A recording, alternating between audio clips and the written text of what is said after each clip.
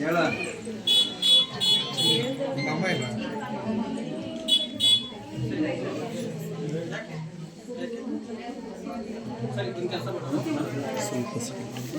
ಜೈ ಶ್ರೀರಾಮ್ ಜೈ ಶ್ರೀರಾಮ್ ಜೈ ಶ್ರೀರಾಮ್ ಜೈ ಶ್ರೀರಾಮ್ पूज्याय राघवेन्द्राय सत्य धर्म रथाय च भजतां कल्पवृक्षाय मतां कामधेनुवे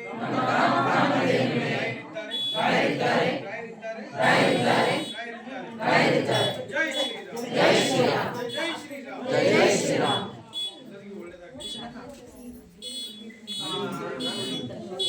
ಎಲ್ಲಿಂದ ಬಂದಿದ್ರು ಗೊತ್ತಿಲ್ಲ. ದಯವಿಟ್ಟು ಕ್ಷಮೆ ಇರಲಿ. ಬೆಳಗ್ಗಿಂದ ತುಂಬಾ ಕಾದಿದ್ರ ಅಂತ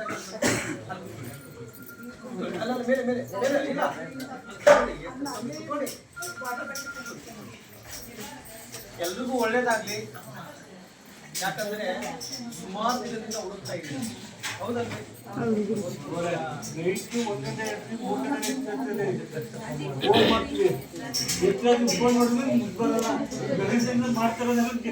ನೋಡಿ, ಯಾಕಂದ್ರೆ ಪಾಪ 2 ವರ್ಷ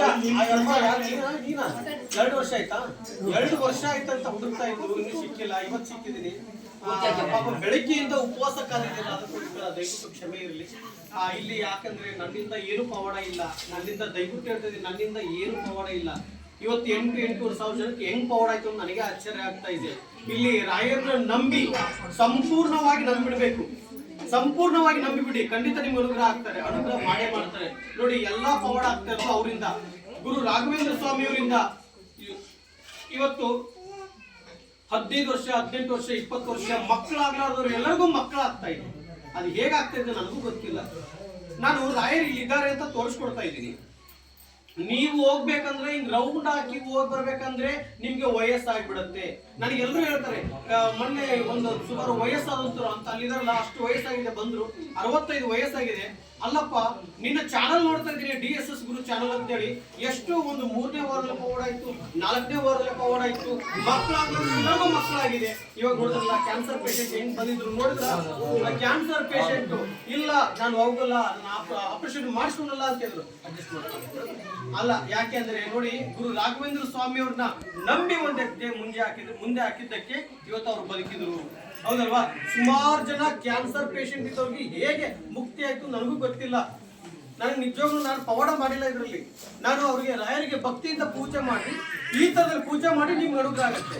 ಕೆಲಸ ಇಲ್ಲದಂತವ್ರಿಗೆ ಕೆಲಸ ಸಿಗ್ತಾ ಇದೆ, ಮದುವೆ ಆಗ್ಲಾರ್ದಂತವ್ರಿಗೆ ಮದುವೆ ಆಗ್ತದೆ, ಕಂಕಣ ಆಗ್ತಾ ಇದೆ.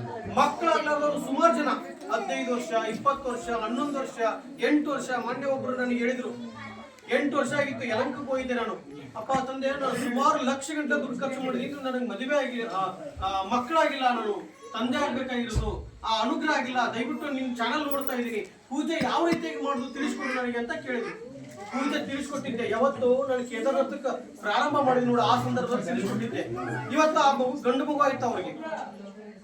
ಅದಕ್ಕೆ ಸಂಪೂರ್ಣವಾಗಿ ರಾಯರನ್ನ ನಂಬ್ರಿ, ನಿಮ್ಗೆ ಖಂಡಿತ ಅನುಗ್ರಹ ಮಾಡ್ತಾರೆ. ಪೂಜೆ ಮಾಡೋದು ವಿಧಾನ ಬಂದ್ಬಿಟ್ಟು ಬೆಳಗಿನ ಜಾವದಲ್ಲಿ ಬೆಳಗ್ಗೆ 4 ಗಂಟೆಗೆ ಎದ್ದಿರ್ಬೇಕು. ಬೆಳಗ್ಗೆ 4 ಗಂಟೆಗೆ ಎದ್ದು ಸ್ವಲ್ಪ ಸೈಲೆಂಟ್ ಆಗಿರ್ಬೇಕು. ನಿಮ್ಮೆಲ್ಲರಿಗೂ ಪವಾಡ ಆಗುತ್ತೆ, ನಂಬಿಕೆ ಇರ್ಬೇಕು. ಹೌದಾ? ಊಟ ಮಾಡಮ್ಮ, ಒಳ್ಳೇದಾಗ್ಲಿ. पूज्याय राघवेन्द्राय सत्य धर्म रथाय च भजतां कल्पवृक्षाय नमतां कामधेनुवे श्री ಅಮ್ಮ ನಂದನ ಅಲ್ಲ ನೋಡಿ, ಇದೇ ನಂದನ ಅಂತೇಳಿ ಆ ತಾಯಿಗೆ ಪಾಪ 7 ದಿನ ಒಂಥರ ಇದು ಜ್ಞಾನನೇ ಇರ್ಲಿಲ್ಲ. ಅಮ್ಮನಿಗೆ ಹಾಸ್ಪಿಟಲ್ ಇದ್ದಾಗ ಒಂದು ಸೈಡ್ ಭಾಗನೇ ತುಂಬಾ ವರ್ಕ್ ಆಗ್ಲಿಲ್ಲ. ರಾಘವೇಂದ್ರ ಸ್ವಾಮಿ ಅವರ ಹೆಸರನ್ನು ಹೇಳ್ಕೊಂಡು ಒಂದು ಪೂಜೆದ ವಿಧಾನ ಹೇಳ್ಕೊಟ್ಟೆ. ಆಮೇಲೆ ಬಂದು ಭೇಟಿಯಾಗಿದ್ರಲ್ಲ, ಬಂದು ಭೇಟಿಯಾಗಿದ್ರು, ಪಾದಯಾತ್ರೆ ಭೇಟಿಯಾಗಿದ್ರೆ. ಮತ್ತೆ ನಿಮ್ಮ KV ಕ್ರಾಸ್ ಅಲ್ಲಿ ಭೇಟಿಯಾಗಿದ್ರು, ಅಲ್ಲಿ ಕರ್ಕೊಂಡ್ ಬಂದಿದ್ರು. ಕರ್ಕೊಂಡ್ ಬಂದಾಗ ಇವತ್ತು ಅದ್ಭುತವಾಗಿ ಪವಾಡ ಆಗಿದೆ. ಡಾಕ್ಟರ್ ಹೇಳಿದ್ರು, ಏನ್ ಹೇಳಿದ್ರು ಅಂದ್ರೆ, ಡಾಕ್ಟರ್ ನೀವೇ ಅವರೇ ಹೇಳಿದ್ರು ಪಾಪ. ಅವಾಗ ಹೇಳಿದಾರೆ, ಎಲ್ಲ ಮಾತಾಡಿದ್ದಾರೆ ಅಲ್ಲ, ಅಷ್ಟು ಅದ್ಭುತವಾಗಿ ಪವಾಡ ಆಗಿದೆ. ಇವತ್ತು ಎಷ್ಟು ಜನ, ಒಂದು 300 ಜನ ಬಂದಿದ್ದೀರಾ. ಈ 300 ಜನಕ್ಕೂ ಈ ತಾಯಿ ಅಡಿಗೆ ಮಾಡಿ ಹಾಕಿದ್ದಾರೆ. ಆಯ್ತಾ ನಮ್ಮ ನಿನ್ನ ಕೈಯಿಂದ ಬಂದು ನಾನು ಊಟ ಮಾಡ್ತೀನಿ ಅಂತ ಹೇಳಿದ್ದೆ. ಇವತ್ತು ಊಟ ಮಾಡೋಣ ನಾನು ಮಾತು. ಜೈ ಶ್ರೀರಾಮ್, ಜೈ ಶ್ರೀರಾಮ್. ಹೊಟ್ಟೆ ತುಂಬ ಊಟ ಮಾಡು. ನೋಡಿ ಆ ತಾಯಿ ಮನಸ್ಸು ಎಷ್ಟು ದೊಡ್ಡದು, ಎಲ್ಲರಿಗೂ ಊಟ ಹಾಕಿ ಕೊನೆದಾಗಿ ಆ ತಾಯಿ ಊಟ ಮಾಡ್ತಾ ಇದ್ದಾಳೆ. ಹೌದಲ್ವಾ? ಹೌದಲ್ವಾ? ಹಾ ಆಯ್ತಮ್ಮ, ಒಳ್ಳೇದಾಗ್ಲಿ ನನ್ನ ತಾಯಿ. ನೀ ಅಂದುಕೊಂಡಿದ್ದ ಕೆಲಸ ಎಲ್ಲ ಯಶಸ್ವಿ ಆಗ್ಲಿ. ಗುರು ರಾಘವೇಂದ್ರ ಸ್ವಾಮಿ ಅವ್ರನ್ನ ನಂಬಿ ಒಂದ್ ಹೆಜ್ಜೆ ಮುಂದೆ ಹಾಕಿದ್ರೆ ನಿಮ್ಮ ಬದುಕನ್ನೇ ಬದಲಾಯಿಸಿ ಬಿಡ್ತಾರೆ ತಾಯಿ. ಓಕೆನಮ್ಮ? ಆಯ್ತು, ಊಟ ಮಾಡು, ಹೊಟ್ಟೆ ತುಂಬ ಊಟ ಮಾಡು ತಾಯಿ. ಅರ್ಥ ಆಯ್ತೇನಮ್ಮ? ನಾ ಹೇಳ್ತಾರ ಕೇಳಿಸ್ತಾ ಇದ್ದೇನಾ?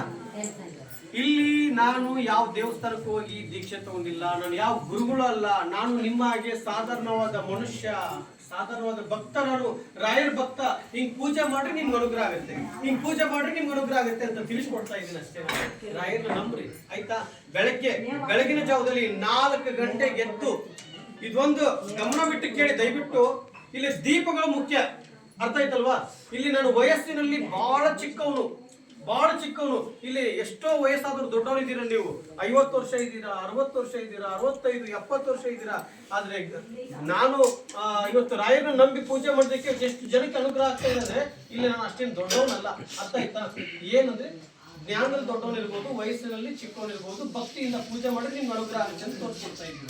ಅರ್ಥ ಆಯ್ತಾ? ಇವತ್ತು ನಿಮ್ಮ ಕಷ್ಟಗಳೇನಿದೆ ಓಪನ್ ಚಾಲೆಂಜ್ ಮಾಡ್ತೀನಿ. 9 ವಾರ ಕರೆಕ್ಟಾಗಿ ಪೂಜೆ ಮಾಡಿದ್ರೆ ನಿಮ್ಗೆ ಅನುಗ್ರಹ ಆಗುತ್ತೆ.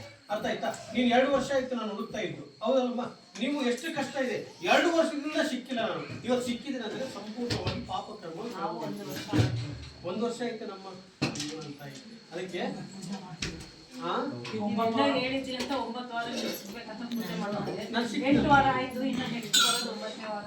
ನಾನು 9 ದೀಪ ಹಚ್ಚಿ ನಾನು ಸಿಗ್ತೀನಿ ಅಂತ ಯಾಕೆ ಹೇಳ್ತೀನಿ ಅಂದ್ರೆ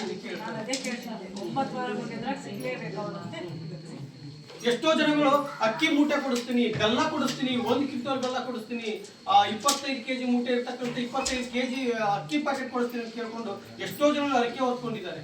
ಇಲ್ಲಿ ಯಾರು ಅಲ್ಲ, ನಾವು ಮಾಡಿದೀವಿ. ಇವ್ರು ಮಾಡಿದಿರಾ? ಇವ್ರು ನೋಡಿ, ನಾನು ಕಾಮಜಿ ಕೊಡ್ತೀನಿ ಅಂತ ಇನ್ನೂ ಕೊಡ್ತೀನಿ. ನಾವು ಮಂತ್ರಾಲಯಕ್ಕೆ 2 ಚೀಲ ಅಕ್ಕಿ ಕೊಡ್ತೀನಿ, ಬೆಲ್ಲ ಕೊಡ್ತೀನಿ ನೋಡಿ. ಸಿಕ್ಕಿತ್ತು. ಹೌದಾ?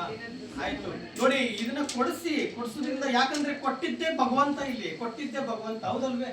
ಅವ್ರಿಗೆ ಅಲ್ಲಿ ಹೋಗಿ ನಮ್ಮ ಹೆಸರು ಬರ್ಸ್ತೀವಿ. ನಮ್ಮ ಹೆಸರು ಏನು, ನಾನು ಇನ್ನು ಅಕ್ಕಿ ಮೂಟೆ ಕೊಟ್ಟಿದ್ದೇನೆ ಅಂತ ನನ್ನ ಹೆಸರು ಬರ್ಸ್ತೀವಿ, ತುಪ್ಪ ಕೊಟ್ಟಿದ್ದೀವಿ ಬರ್ಸ್ತೀವಿ. ಅದನ್ನ ಯಾಕೆ ಬರ್ಸೋದು? ಅದು ಬರ್ಸೋದು ಬೇಡ. ಯಾಕಂದ್ರೆ ಕೊಟ್ಟಿದ್ದೇ ಅವನು, ಹೌದಲ್ವಾ? ಕೊಟ್ಟಿದ್ದೇ ಭಗವಂತ. 4 ಜನ ಅನ್ನ ಊಟ ಮಾಡಿದ್ರೆ ನೋಡಿ, ಒಳ್ಳೇದು ಎಷ್ಟು ಒಳ್ಳೇದು ಮಾಡೋಕ್ಕಾಗುತ್ತೋ ಅಷ್ಟು ಒಳ್ಳೇದು ಮಾಡೋದು, ಕೆಟ್ಟದ್ದು ಮಾಡೋದು ಬೇಡ ಅಂತ. ಹೌದಲ್ವಾ? ಆಯ್ತು, ಒಳ್ಳೇದಾಗ್ಲಿ. ಸರಿ.